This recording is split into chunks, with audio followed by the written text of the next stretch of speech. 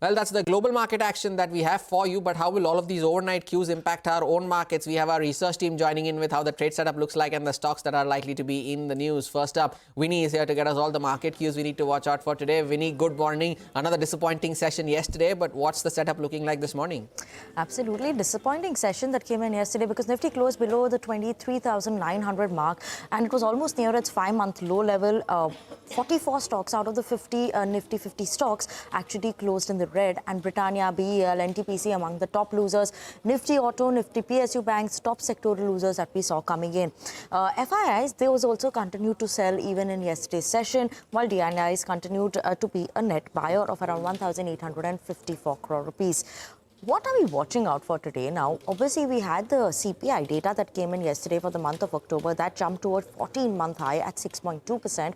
While in terms of the IIP, that grew by growth was at 3.1% in the month of September. So keep an eye out on that. Inflation data will be something that we're watching out for in terms of the reaction coming in for the market. While domestic earnings, a lot of earnings that are expected to be reported today. We'll have Eicher Motors that's going to be in focus, Apollo Tyres, Vodafone, Torrent Power among some of the important names that we're keeping an eye on. So a lot of earning movers yet. That's something that we're watching out for. And we'll have Swiggy that is getting listed on the D Street today, as well as Acme. So listings on the IPO side, that's something that we're watching out for. As of now, trade setup looks like that, Indian markets are expected to see one more day of subduedness, and Nifty implied open also indicating a bit of a negative start for the Indian markets. So keeping an eye out on that. We'll keep an eye out if support comes in from the lower levels. Vinny, thanks a lot for that. Over to Upasana now. List out the stocks you need to watch out for. Upasana, good morning. What's on your list? Good morning, Hormaz. First up, let me start with Bosch. The company's reported an operationally healthy set of numbers. EBITDA up 14% and margins also expanded by 100 basis points on a Y-on-Y basis. Next up is Nykaa. Company's reported a good set of numbers. Revenue stood at 18,074 crore with an uptick of 24% on a Y-on-Y basis. Now, Repco Home Finance also reported a good set of numbers. NII stood at 176 crores with an uptick of 1.7% on a Y-on-Y basis and 0.5% sequentially. Company's asset quality ratio also improves at 3.96% GNPA versus 4.3%, and mind you that the asset quality is best in 14 quarters. Next up is PNC Infra. The company has reported a weak set of numbers. This is mainly due to weak execution seen during the quarter.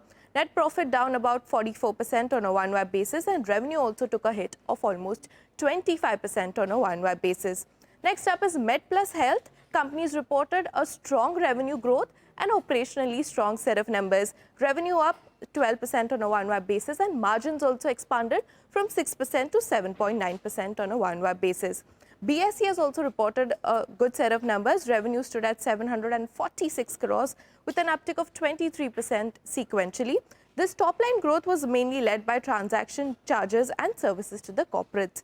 Tata Chemicals will also be in focus as company's wholly owned subsidiary, Tata Chemical Europe, to invest 655 crore to build a sodium bicarbonate plant in UK is what the company has indicated. And lastly, PNB Housing Finance will also be in focus as, according to sources, Quality Investment Holdings, which currently holds 20% stake in the company, is likely to sell stake in PNB Housing, and the offer price is set at a discount of 4.25% to yesterday's closing price. So all in all these stocks will remain in focus today. Upasana, thanks a lot for that. And finally, Mangalam is joining in with cues from the F&O space. Mangalam, good morning. It's a big day for the markets. What is the setup looking like on the F&O side? It's a big day, but what happened yesterday was a brutal sell-off. We saw all the indices actually end at low point of trade. For the first half of the day, we were absolutely okay-ish, meandering around the flat line.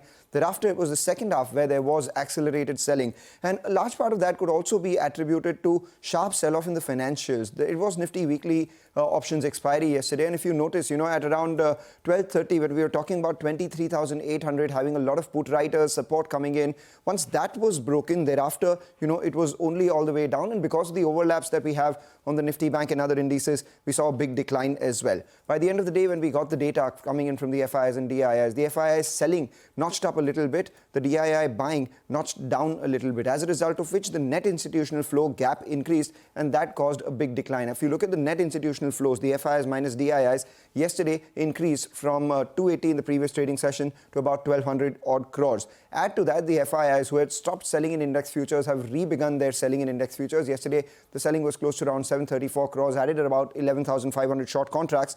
And with that, their net long exposure is now down to 24%, with net exposure down to 1.85 lakh contracts itself. What are the options suggesting in terms of a range for the frontline index? On the way up, 24,150, which was an earlier support, will be a bit of a resistance. And at the lower level, we'll watch out for some support coming in at 23,850. That's where the put writers are active. If the market has to bounce back, it would have to be from these levels itself. Why is that? Because the Nifty's recent lows over the last few trading sessions, if you look at it, have been between this 23,800 to 23,850 sort of zone itself. The put-call ratio at 0.72 indicates near oversold zones for the market itself. And if we break through that, then perhaps we have the 200-day moving average to look at on the Nifty. It is the Nifty Bank weekly options expiry today. Keep an eye out on that. Indeed, it's the weekly options expiry of the Nifty Bank. We keep an eye out on that. Mangalam, thanks a lot for that update. Time for a short break. Up next, food.